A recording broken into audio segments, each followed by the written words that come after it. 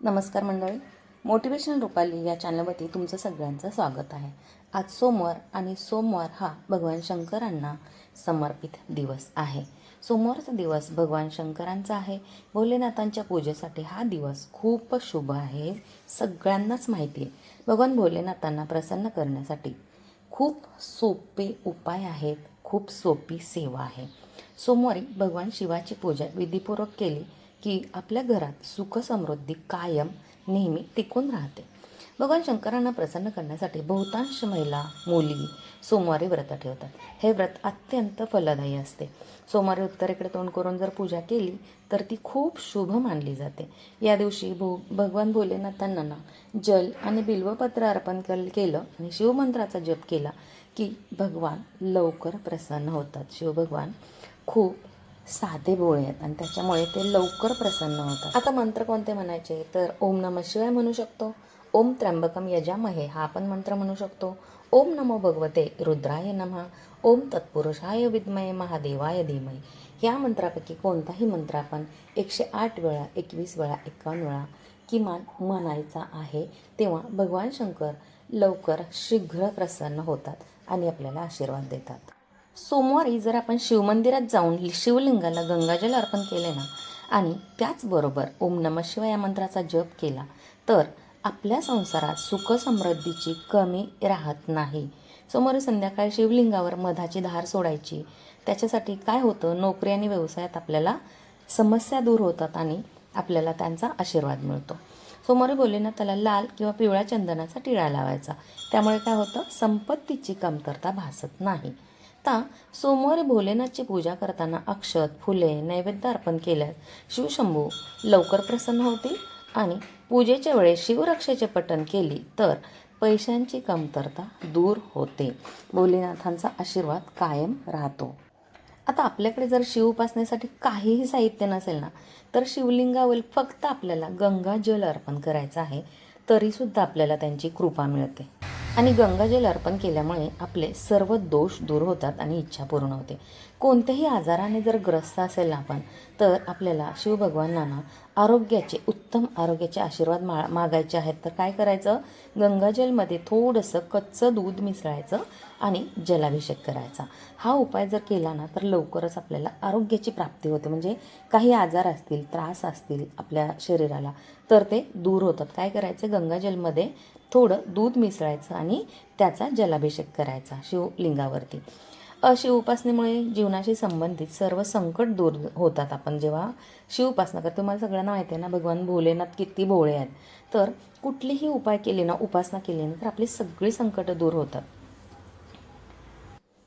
आपल्यावरती जर 7.5 चालू असेल किंवा शनी वक्र दृष्टी चालू असेल, कुंडलीमध्ये कालसर्प योग असेल तर ते दूर करण्यासाठी भगवान शंकरांची पूजा वरदानापेक्षा कमी नाही. म्हणजे खूप मोठे खर्च करून तुम्हाला कुठे कुठे जायची गरज नाही आहे किंवा खूप सारे म्हणजे नाही का आपल्याला ब्राह्मणांना दक्षिणा देऊन ते आपल्याला ती शांती करावी लागते. त्यापेक्षा ना तुम्ही आपण जेव्हा भगवान शिवांच्या मंदिरात जाऊन एवढे छोटे छोटे उपाय करतो, उपासना करतो ना तर आपल्याला ते वरदानच मिळतं आणि सगळे दोष दूर होतात. आणि जेव्हा सगळी उपासना होते ना तेव्हा आपल्याला शिवाची आरती करायची असते. तर बघा पूजेचे साहित्य म्हणजे काय काय व्हायचं असतं, बिल्वपत्र, पांढरी फुले, अक्षता, धतूर म्हणजे धतुऱ्याचं फूल वगैरे अर्पण करायचं असतं. पण अर्पण काय करायचं नसतं शिवलिंगावरती, हळद कुंकू तुळस केतकीचे फूल ह्या गोष्टी शिवाला आवडत नाहीत, त्यामुळे अर्पण करायच्या नाही आहेत. त्यामुळे हे सगळं झाल्यानंतर म्हणजे तुम्ही सांगितलं की तुमची जेव्हा मंत्र होतं पूजा होते तेव्हा आपल्याला आरती करायची आहे आणि जेवढ्या सांगितली त्यामधली एक जरी गोष्ट मिळाली तरी अर्पण करा. काहीच नसेल तर फक्त पाण्याने सुद्धा आपण जलाभिषेक करू शकतो. भोलेनाथाची ना स्तुती केलेली त्यांना खूप आवडते. तर आपल्याला कैलासराणा शिवचंद्रमौळी ही स्तुती पण म्हणायची आहे. येत नसेल ना तर गुगलवरती किंवा मोबाईलवरती यूट्यूबवरती सुद्धा तुम्ही लावून ती म्हणू शकता किंवा फक्त ऐकू शकता. आणि ऐकताना मात्र तुम्हाला शिवभगवानांचं स्मरण करायचं आहे. फक्त असं नाही की लावलं आणि इकडे तिकडे तुम्ही तुमचं काम करत बसले. मंदिरातच तुम्ही बारीक आवाजात जरी लावलं ना, कोणाला डिस्टर्ब होईल असं लावू नका किंवा तुम्ही स्वतः एखादी प्रिंट काढून ती तिथे बसून म्हणा. मंदिरात जेव्हा आपण बसून पूजा करतो किंवा उपासना करतो ना किंवा मंत्र वगैरे करतो, जाप करतो, तर ते जास्त पटीने आपल्याला ते लाभदायक ठरतात. कारण मंदिरामध्ये एक पॉझिटिव्ह एनर्जी असते, त्या भगवानाचं तिथे वास्तव्य असतं, वास असतो तिथे. त्यामुळे तिथे पॉझिटिव्ह एनर्जी असल्यामुळे आपल्याला लवकर फलश्रुती मिळते. त्यामुळे आपल्याला घरात तर करूच शकतो, नाहीच कुठे जाता आलं तर घरातच करायचं आहे. पण मंदिरात जाणं शक्य झालं ना, तर सोमवारी मंदिरात जाऊन ही जेवढी उपासना सांगितली ना तेवढी करायची आहे. वैवाहिक जीवनात प्रेम वाढवण्यासाठी शिवमंदिरात रुद्राक्ष अर्पण करायचं आहे. तर काही वैवाहिक जीवनात जर काही समस्या चालू असतील ना, तर पाण्यात केशर मिसळून शिवलिंगाला अभिषेक करायचा आहे. त्यामुळे वैवाहिक जीवनातल्या सगळ्या समस्या दूर होणार आहेत. अशा प्रकारे दर सोमवारी, म्हणजे रोज जर मंदिरात जाता नाही आलं तर दर सोमवारी मंदिरात जाऊन थोडीफार का असेना उपासना सेवा करा. आणि महादेवांसोबतच जर आपण देवी पार्वतीची पूजा केली ना, तर व्रत करताना किंवा उपासना करताना देवी पार्वतीची सुद्धा स्मरण करायचं आहे. त्यामुळे भोलेनाथ अजून लवकर शीघ्र प्रसन्न होतात.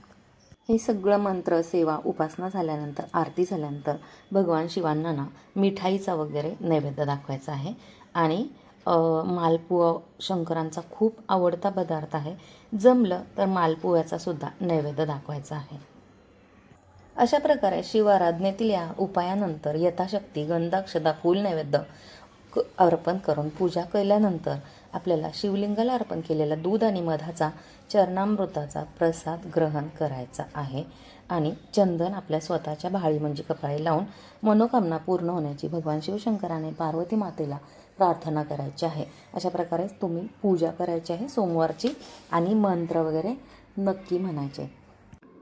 कैलासराना शिवचंद्रमौळी, फणींद्रमाथा मुकुटी झळाळी, कारुण्य सिंधू भवदुःखहारी, तुझ बीन शंभो मज कोण तारी.